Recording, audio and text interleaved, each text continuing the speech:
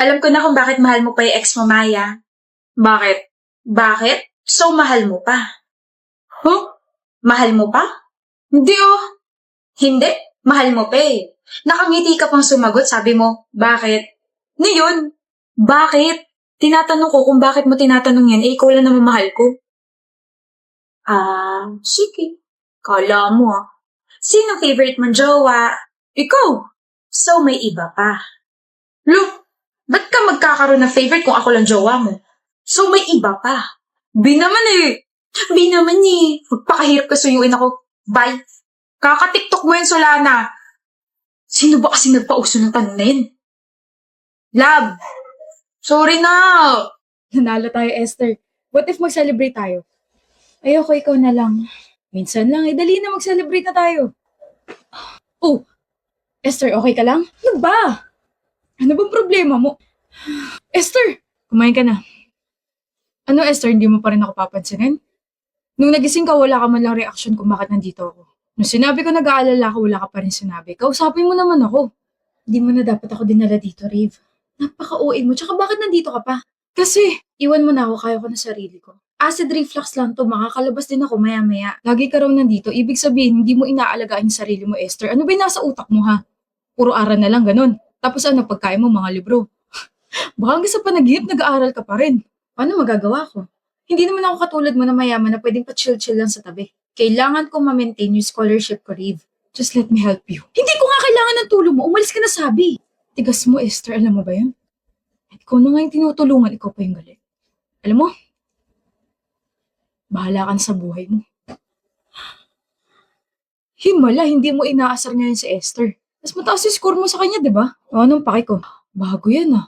Break na ba kayo? Ulul.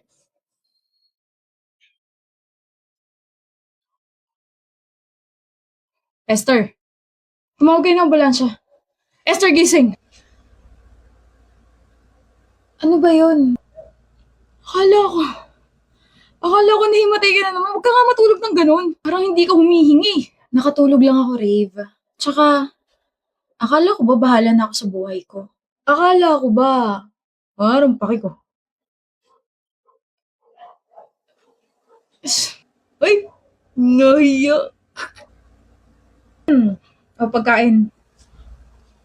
Mamaya, kain. Sasabayan kita, Esther. Kumain ka muna. Busog. Sorry.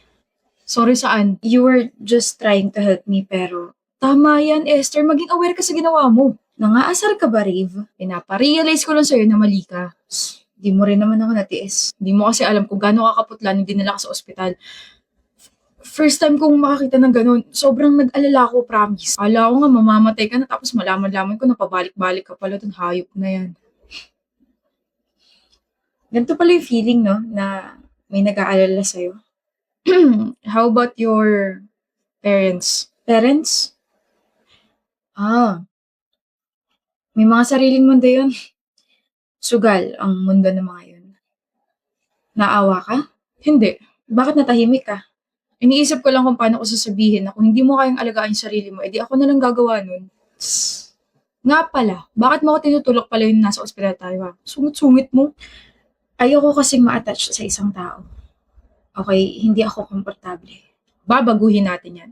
Wala ka nang kawala, Esther. Hindi kita lulubayan. Ako na mag-aalaga sa'yo eh.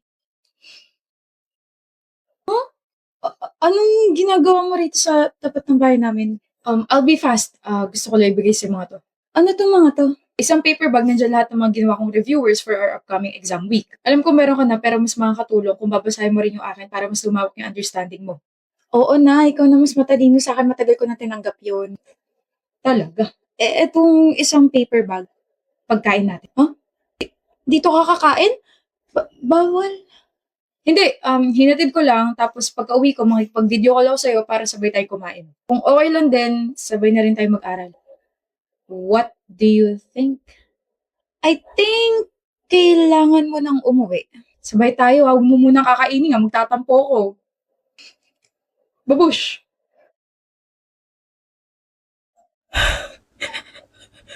Rave. May I take your order, ma'am? Mamaya na lang po, may inaantay pa kasi ako eh. Okay po. Thank you. Mal! Rev, hinaan mo nga yung boses mo, nasa restaurant tayo. Bakit ba? Excited ako makita ka eh. Ikaw ba, na-excite ka? Hindi. Tigas mo pa rin talaga, Esther, no? At ang OA mo pa rin talaga. Sige, pagbibigyan ka ngayon, Esther. Pero anyway, kaya medyo na-late ako. Kasi muntik na akong mabangga na sasakyan.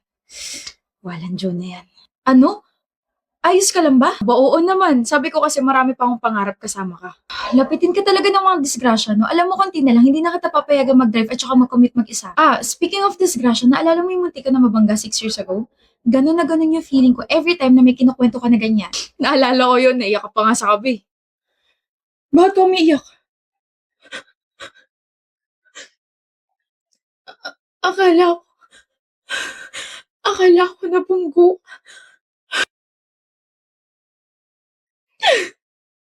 Alam mo ba, yun yung time na na-realize ko na gustong-gusto na talaga kita. Like, what if nabangga ka talaga? Eh di napahiga na ako nun.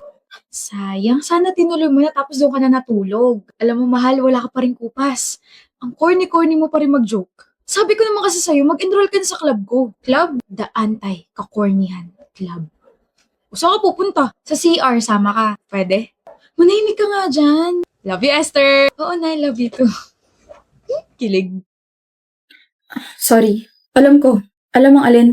Ha? Alam kong gwapo ako, so please huwag mo na akong titigan. Alam ko rin. Na gusto mo nang ihampas sa akin yung dala mong bag. Iba na talaga mga kabataan eh. Ang kapal ng mga magbuhat ng sariling bangko.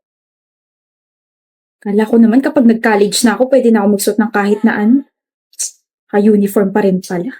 Init no? Pero at least we don't have to think kung ano yung pwede natin suotin araw-araw, di ba? Draven nga pala. Marketing irregular student. Okay, ano pangalan mo? Alam kong hindi mo ako titigilan base dyan sa mukha mo. Gladys, ayoko maging friends tayo. Ayoko. Sige, best friends na lang. Gladys! Masakit dyan mo? Lagi ka na lang kasing nakahawak dyan. Ito. May abs kasi ako eh. Nag-aalala ka na sa akin na bored lang ako. Lalambot din yung puso mo sa akin. Gladys! What is the meaning of this? Bakit di mo ko hintay? Tagal mo eh. Sabi mo sabay tayo pumasok. Di mo kayo mag-isa? Hindi. Ako sa'yo. Gladys, may iba ka pa bang friend? Wala. Meron! Ako. Pinilit mo kaya ako. Pero, hindi mo ba trip yung iba nating mga blockmates? Trip? And bakit hindi ka nakikihalubilo sa kanila? Dito ka na lang lagi sa likod na kapwesto like me. Trip ko sila pero hindi ko masabayan yung trip nila. Okay na. Ako? Sasabayan kita sa trip mo kahit lumangoy ka pa sa fish pond. Yung mga trip kong kaibigan, tahimik. Tahimik ako. Tahimik ako, Gladys. Promise. Sorry kung hindi ako nakapunta sa family dinner nyo kagabi Ayos lang. Hindi kasi ako pwede lumabas eh. Draven. Ayos lang. Nga pala, aalis ba kayo sa araw ng mga patay? Kasi kami dadalawin namin yung grandparents namin. Saan nyo dadalawin? Baka magkrusunlandas natin. Sa Manila Memorial Park, sa Columbarium. Doon din kami! Best friend talaga tayo. Doon lang po ako Kang lalayo.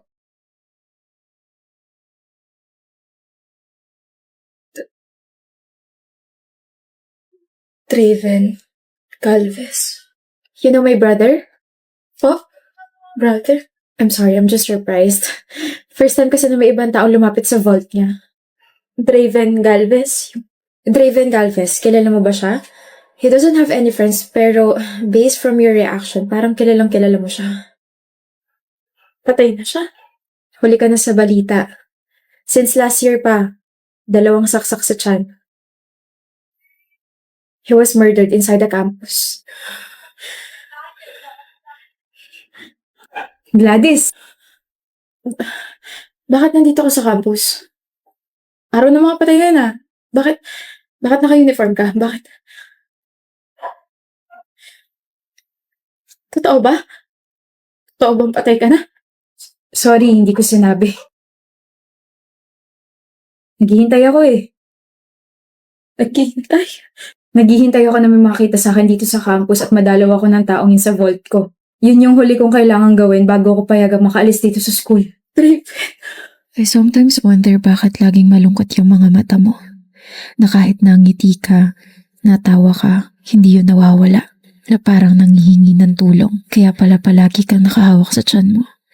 Kaya pala hindi ka man lang tinitignan ng ibang blockmates ko. Kaya pala parang may pumipigil sa aking hawakan ka. Kaya pala kapag nag-uusap tayo, people were giving me weird stares. Yun pala, patay ka na. Matagal na. Takot ka na ba sa akin? Hindi ako nagsisisi sa Draven. Masaya ako na nakalala kita. Hindi ba pwede dito ka na lang?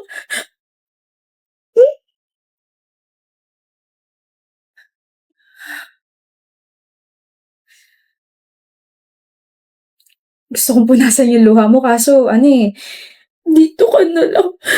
Gladys, hindi na pwede. Thank you. And sorry kung iiwan na kita rito Kailangan ko na magpahinga na tuluyan Bye-bye, Gladys. Salamat sa lahat. And that's it. That's the end of our story. I didn't even get a chance to sabihin I fell in love with him. I fell in love with Draven.